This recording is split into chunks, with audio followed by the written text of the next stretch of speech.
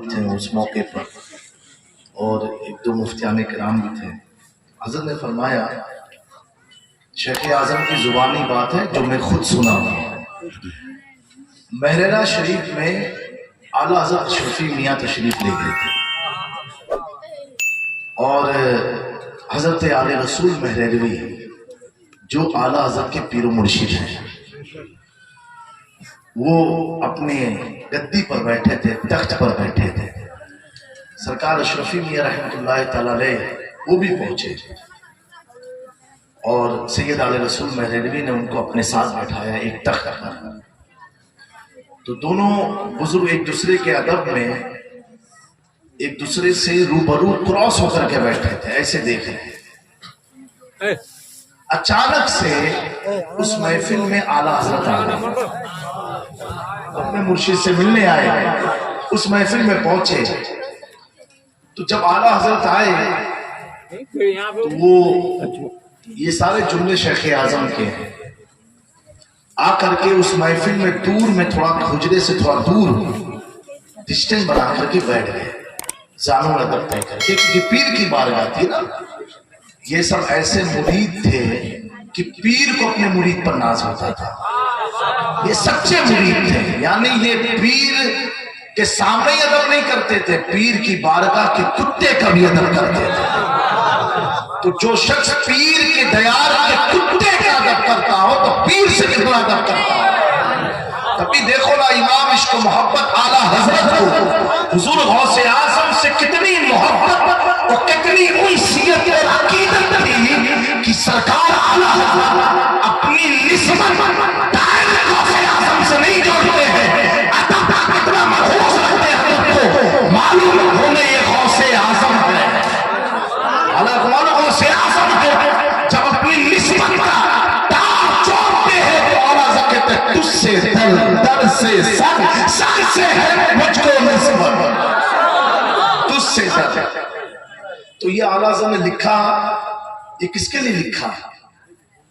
امام احمد رضا نے بتایا، اے آنے والے لوگوں، جسے تم دنیا کا مجدد کہتے ہو، 14ویں صدی کا مجدد، جسے تم امام کہتے ہو، جسے تم مفتی کہتے ہو، جسے تم قاضی کہتے ہو، مفسر کہتے ہو، محدث کہتے ہو، جسے تم فاضل بریلوی کہتے ہو، وہ اپنی نسبت اتنا علم و فضل والا ڈائریکٹ غوث پاک سے نہیں جوڑ رہا، بلکہ کہہ رہا تجھ سے در، در سے سگ، سگ سے ہے مجھ کو نسبت، یا میرے غوث پاک تجھ سے در، جس گھر میں آپ رہتے ہو وہ گھر کا در، در سے سگ، اس در پر بیٹھا ہوا جو کتا ہے اس کتے سے احمد رضا اپنی نسبت کو رکھتا ہے۔ میری گردن میں بھی ہے دور کا توبہ۔ تو اعلیٰ حضرت شفیع میاں اور آل رسول مہروی رحمۃ اللہ تعالیٰ علیہ دونوں محو گفتگو تھے۔ تو اعلیٰ حضرت پہنچ رہے، ایسے لوگوں ہی کو ایسے عشق کی محفل ملتی ہے۔ میرے دوستو، خاص طور سے نوجوانوں، آج معاملہ کیا ہے کہ اتنی پیاری بزم سجائی گئی ہے، پھر بھی نوجوانوں کی توجہ مارکیٹ میں لگی ہوئی ہے۔ یہ ان کا قصور نہیں ہے، یہ بھی میں بتا دوں، یہ ان کا قصور نہیں ہے۔ تو کہو گے تو قصور کس کا ہے؟ قصور ان ماں باپ کا ہے جنہوں نے اپنے چھوٹے سے بچے کے دل میں نبی کی میلاد کی محبت نہیں ڈالی، کیونکہ انہوں نے بچپن میں دیکھا کہ میرے ابا بھی اسی طرح ہوٹلوں میں گھومتے رہے تو میں بھی گھوموں گا۔ اگر یہ دیکھے ہوتے نہیں، جب میلاد ہوتی تھی تو میرے ابا بات ٹوپی لگا کر کے محفل میں بیٹھتے تھے، ادھر ادھر گھومتے نہیں تھے، تو آج آپ کا بچہ بھی وہی عمل کرتا۔ صحیح بات ہے کہ نہیں؟ میرے دوستوں، ایک چیز یاد رکھنا، ایک دن سب کو دنیا سے جانا، سب کو جانا، یہ نوجوان ہوئے، علماء ہوئے، ہم ہوئے، آپ ہوئے، سب کو جانا۔ لیکن نوجوانوں، یہ تقریر نہیں کر رہا ہوں، خالی تمہاری ضمیر کو جگا رہا ہوں۔ کیا تم نے قبر میں جانے کی تیاری کیا ہے؟ کیا کرنا ہے وہاں جا کر؟ بتاؤ، کبھی خیال بھی آیا جس چیز کا ہمیں ایک لمحے کا علم نہ ہو، کب ہم مر سکتے ہیں، اس کی کوئی تیاری نہیں ہے. اور جو چیز فانی ہے جس کے پیچھے ہم بھاگ رہے ہیں وہ ختم ہونے والی ہے، اور اس کی ہم نے کتنی تیاری کر کے رکھی. افسوس کے ساتھ میں کہوں گا آج ہر آدمی یہ سوچتا میں کماؤں کماؤں کماؤں. کوئی بھی ہو کیوں کماؤ؟ اس لیے تاکہ میں اچھا گھر بناؤں، اچھی لائف اسٹائل ہو جائے، اچھی گاڑی آ جائے، اچھے محل بن جائے، اور کچھ پیسے بچا دوں تاکہ میرے بچوں کو کام آئے. میں اس اسٹیج سے کہہ رہا ہوں اللہ کی عزت کی قسم کھا کر کے کہ الحمدللہ 2013 سے سفر کر رہا ہوں، آج تک اپنی کوئی گاڑی نہیں ہے، صرف اس لیے اگر میں گاڑی رکھوں گا کوئی غریب کہے گا کاش میں بھی جانے لیا ہوتا میرے پاس بھی گاڑی آ جاتی.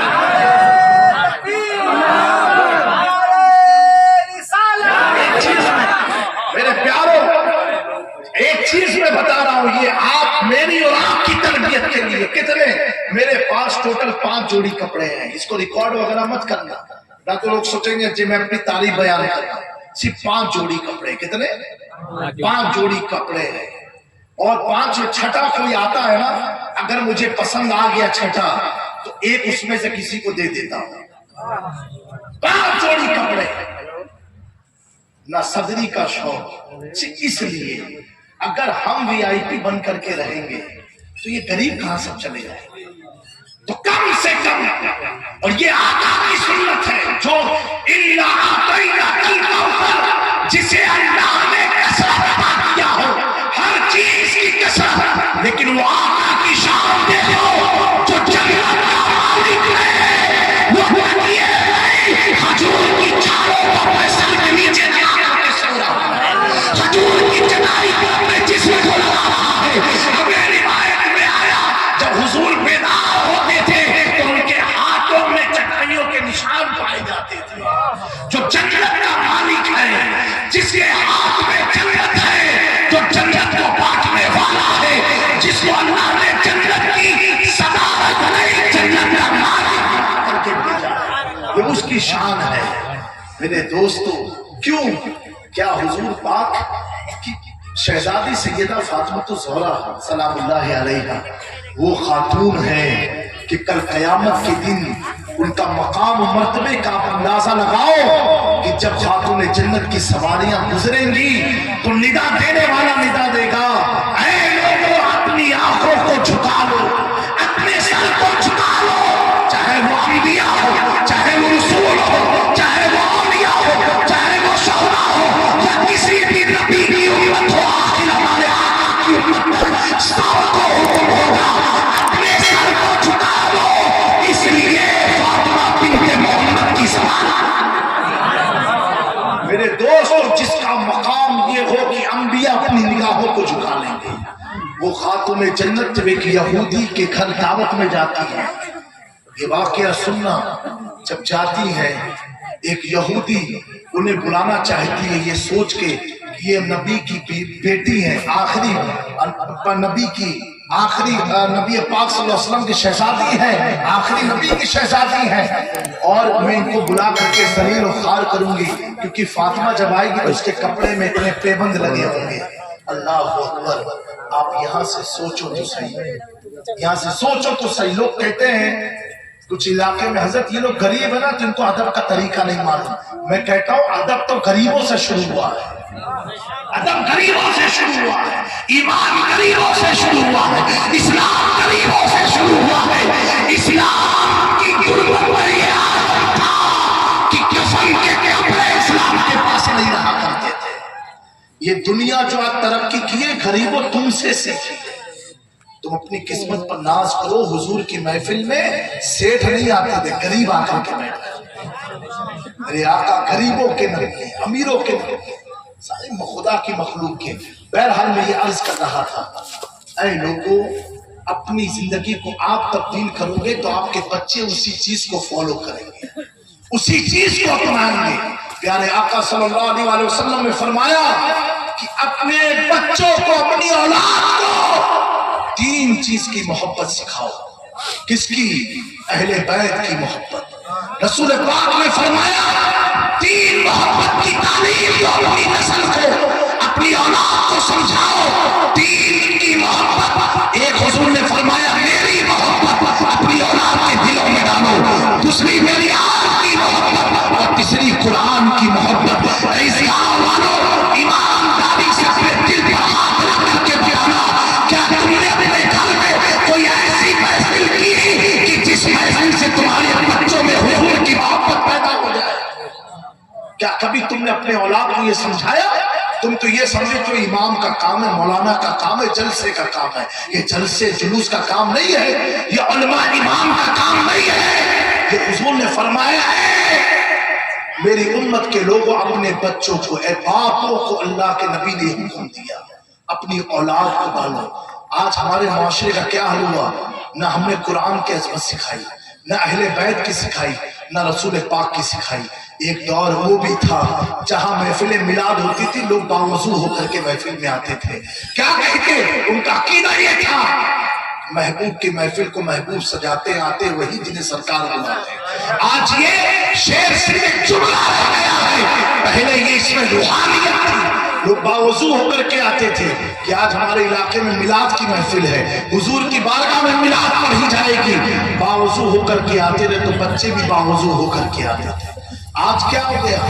پورا گراف ہم نے گرا دیا۔ وجہ یہ جو اولادیں آپ کی نافرمان ہو رہی ہیں، آپ کو گالیاں دے رہی ہیں، آپ کو گھر سے بھگا دے رہی ہیں، یہ آپ کی جوان بچیاں جو غیروں کے ساتھ بھاگ رہی ہیں، یہ جوان بچے ہم لوگ آج تک 32 سال عمر ہو گئی اپنے والد کے سامنے آنکھ میں آنکھ لگا کے بات کرنے کی ہمت نہیں ہے۔ میں دیکھتا ہوں کہ لوگ اپنے باپ کے سامنے سگریٹ پی رہے ہیں، کھیلی کھا رہے ہیں، گٹکا کھا رہے ہیں، چراغ کر رہے ہیں، موبائل چلا رہے ہیں۔ میرے دوستوں آپ کہاں اپنی اولادوں کو لے کر کے جا رہے ہیں؟ کہاں کو لے کر کے جا رہے ہیں؟ اگر آج بھی اپنی اولادوں کو آپ نے نہیں سنبھالا تو پیارو آپ یاد کرنا، آج آپ سے اگر پوچھا جائے کہ آپ کے دادا کی قبر کہاں ہے، آپ کو نہیں معلوم ہے۔ کتنے ایسے ہوں گے ان کے اپنے ابا کی قبر نہیں معلوم ہوگی، اپنی ماں کی قبر نہیں معلوم ہوگی، کس کھیت میں ہے، کہاں ہے۔ تو یہ سوچ کے دنیا سے جانا کہیں ایسا نہ ہو کہ جس طرح تم نے اپنے ماں باپ کی قبروں کو بھلا دیا، کہیں تمہاری اولادیں تمہاری قبروں کو نہ بھلا دیں۔ کم سے کم اتنی محبت ان کے سینے میں ڈال کر کے مرنا، اتنی محبت ان کے سینے میں ڈال کر کے مرنا۔ اور میں بڑے افسوس کے ساتھ کہوں گا کہ میرے دوستو، اللہ آج ہم سب پریشان ہوتے ہیں، فلسطین میں کیا ہو رہا ہے، غزہ میں کیا ہو رہا ہے، اتنا ظلم ہو رہا ہے، وہاں یہ ظلم ہو رہا ہے، یہ ظلم ہو رہا ہے۔ تو کیا ہماری بات کرنے سے ظلم ختم ہو جائے گا؟ بتائیے آپ، کیا آپ کا چائے پی کے تبصرہ کرنے سے ظلم ختم ہو جائے گا؟ پان کی دکان پر پان کھا لینے سے آپ کا وہاں کا دم ختم ہو جائے گا؟ کیا کھیلی کھا کر کے چھپ دینے سے آپ نے فتح حاصل کر لی؟ نہیں میرے دوستو، یہ تو عبرت کی چیزیں ہیں، یہ عبرت کی چیز ہے۔ یہ ہمیں دیکھ کے اپنے آپ کو اٹینشن کرنا ہے، ہمیں دیکھ کر کے اپنی نسلوں کو بچانا۔ آج آپ دیکھو، عرب ملک میں چلے جاؤ، جو عراق گئے میرے ساتھ ان سے پوچھو، عرب کے ملک میں جاؤ، آج وہ تباہیاں کیوں ہے؟ آج وہاں پر اتنی ساری برائیاں کیوں ہے؟ آج معاملہ کیا ہے کہ عرب کا حال دنیا میں سب سے بدتر حال ہوتا جا رہا ہے۔ وجہ صرف اتنی ہے کہ وہ اپنے دین سے ہٹ گئے، وہ صرف عبداللہ رہ گئے، وہ صرف عبدالسلام رہ گئے، صرف عبدالصمد رہ گئے، وہ دین میں قائم نہیں ہے۔ آپ عراق میں جا کر کے دیکھو، ایران میں جا کر کے دیکھو، جارڈن میں جا کر کے دیکھو، آپ کو لگے گا نہیں کہ کسی مسلم ملک میں آپ کھڑے ہو، لگے گا کسی یہود و نصارہ کے ملک میں آپ آئے۔ میرے دوستو، حضور نے فرمایا اس قوم کی حالت کو اللہ ہرگز تبدیل نہیں کرے گا جو قوم اپنے آپ کو تبدیل نہ کرتی۔ میرے پیارو، آج ان کے حال پر افسوس ہے اور ہمیں رونا بھی چاہیے، کیونکہ بیت المقدس صرف ایک کسی ملک کی پراپرٹی کا نام نہیں ہے، بیت المقدس سے ہمارے آقا کی روح کا تعلق ہے۔ جب اللہ نے معراج میں بلایا تو مسجد حرام سے سب سے پہلے معراج جو ہوئی وہ مسجد اقصی کی معراج ہوئی۔ اس سے تو ہر مومن کا تعلق ہے. لیکن میرے دوستو وہاں کے حالات کو اگر آپ دیکھو، قسم سے میں گیا ہوں فلسطین 2022 میں نومبر میں، وہاں دیکھا آپ کو پہچان نہیں پڑے گی کون مسلمان ہے کون یہود. اتنا برا حال ہے. ان کے ہیئر کٹنگ آپ دیکھو، ان کے لباس کو آپ دیکھو. لیکن اگر آپ کو مسلمان پتا کرنا کہاں ہے تو اسی فلسطین میں جو ویران آبادیاں ہیں، جہاں غریب لوگ رہتے ہیں، وہاں ایمان کی بو آتی ہے، وہاں ایمان کی خوشبو آتی ہے.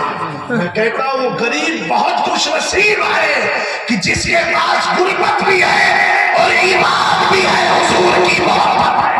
وہ امین بدنصیب ہے کہ نبی کی محبت اسے حاصل نہیں ہو پائی. ایمان اسلام غریب سے شروع ہوا، وہ غریبی میں آ کر کے ختم ہو جائے گا. تو میں عرض کر رہا تھا، حضرت شیخ اعظم نے فرمایا کہ اس دونوں اشرفی میاں رحمۃ اللہ تعالیٰ نے وہ آل رسول مہروی دونوں محو گفتگو تھے، ایک دوسرے سے بات کر رہے تھے. امام احمد رضا نے عاشقانہ نگاہ ڈالی تو کیا عرض کیا معلوم ہے؟ تیری نسل پاک میں ہے بچہ بچہ. دو بچے تھے اس ٹائم، اشرفی میاں تھے، آل رسول مہروی تھے. بچہ بچہ نور کا تو ہے عین نور تیرا سب گھرانہ نور کا. یہ قصیدہ نوریہ کا پہلا شعر ہی ہے یہ، تیری نسل پاک میں ہے بچہ بچہ نور کا تو ہے عین نور تیرا سب گھرانہ نور کا. اللہ رب العزت نے واقعی میں امام احمد رضا کو وہ نگاہ عطا فرمائی کہ لوگ حضور کے نور پر سوال جواب میں پھنسے رہ گئے. اعلیٰ حضرت نے حضور کی نسل میں حضور کا نور دیکھا. وہ کہا جب نسل اتنی نور والی ہے تو اصل کتنا نور والا ہوگا. چمک تجھ سے پاتے ہیں سب پانے والے، میرا دل بھی چمکا دے چمکانے والے. برستا نہیں دیکھ کر ابر رحمت، بدوں پر بھی برسا دے برسانے والے. تو پیارو بڑی محبت کے ساتھ میں کہوں گا، اپنی گفتگو کو سمیٹ کے ختم کرتا ہوں. آپ اپنے بچوں کو قرآن سکھاؤ، خاص طور سے عورتوں کو. قرآن پڑھنا نہیں آتا تو کم سے کم ایک بار اسے کھول کے انگلی گھما لو، انشاءاللہ اس کی برکت سے آپ کی زندگی سنور جائے گی. میں کہتا ہوں جب گھر میں انتقال ہوتا ہے تو آپ لوگ کیا کرتے ہیں؟ میت کے سامنے میت کو کفن وفن دینے کے بعد کیا کرتے ہیں ایصال ثواب میں؟ بتائیے. کلام پاک پڑھتے ہیں کہ نہیں پڑھتے؟ جی پڑھتے ہیں کہ نہیں؟ آپ کہ وہ بھی نہیں پڑھتے؟ آپ پڑھتے نا؟ قرآن خوانی ہوتی ہے نا تو کیوں پڑھتے ہیں قرآن پاک؟ بولو بھیا. ایصال ثواب نا، کس کو ایصال ثواب پہنچا رہے ہیں؟ مرحوم کو. ٹھیک ہے، پر آپ رہے ہو فائدہ کس کو مل رہا ہے؟ میت کو مل رہا ہے، مرحوم کو مل رہا ہے. پر آپ رہے ہو سکون اس کو مل رہا ہے. پر آپ رہے ہو قبر میں نور اس کے پیدا ہو. اور آپ رہے ہو اس کے گناہ کو اللہ تخفیف کر معاف فرما رہا ہے اپنی رحمت سے. پر کون رہا ہے؟ آپ. اور فائدہ کس کو مل رہا؟ مرحوم کو. بہار والوں تھوڑا عقل کا دروازہ کھولو اور سوچو، جب تمہارے پڑھنے سے مردے کو اتنا فائدہ مل رہا ہے تو زندگی میں اگر تم پڑھو تو کتنا تمہیں فائدہ ملے گا. یہ سوچو تو صحیح، جب تمہارے پڑھنے سے تمہارے مرحوم کی قبر کو اللہ غفر کر رہا ہے، تمہارے پڑھنے سے مرحوم کے عذاب کو تکلیف ہو رہی ہے، تمہارے پڑھنے سے مرحوم کو سکون مل رہا ہے، تمہارے پڑھنے سے مرحوم کی کامیاب بن گیا ہے. اب سوچو جو قرآن مفتے کو اتنا فائدہ دے رہا ہے تو زندگی میں اگر پڑھو گے تو کتنا تمہیں فائدہ. لیکن کیا ارادہ بنا؟ جب مریں گے تبھی پڑھنا ہے بس. میرے دوستو ابھی سے پڑھنا شروع کر دو. قرآن 3 چیز کو دیکھنا عبادت ہے. ماں کے چہرے کو دیکھنا عبادت ہے، قرآن کو دیکھنا عبادت، اور خانہ کعبہ کو دیکھنا عبادت ہے. 2 عبادت تو آپ 24 آور اپنے گھر میں کر سکتے ہیں، ایک ماں اور ایک قرآن مجید. کم سے کم میرے دوستو عملی دنیا میں ہوا. اب تھوڑا جو سوئے ہو نا تھوڑا سا جاگ جاؤ. دیسی مرغی اس لیے نہیں کھائے ہو کہ خوب کھیت جوتنا ہے، دیسی مرغی اس لیے کھاؤ کہ خوب عبادت کرنا ہے. اپنے آپ کو پکا مسلمان بنا۔ ہم لوگ کو تو خالی بوائلریں دیکھنے کو ملتا ہے، تو آپ کی غریبی کتنی پیاری ہے کہ امیر دنیا کے بوائلر کھا رہے ہیں، آپ غریب لوگ دیسی کھا رہے ہیں۔ تو کم سے کم یہ دیسی انڈا کھانے کا فائدہ کیا ہونا چاہیے؟ آپ اپنی مسجد کو آباد کریں، اپنی زندگی میں تبدیلی پیدا کرو، اپنی اولاد کے اندر حضور کی محبت پیدا کرو، اہل بیت کی معدت پیدا کرو۔ انشاءاللہ تعالی اگر آپ نے آج سے یہ عمل شروع کر دیا، یہ آپ کے لیے قبر میں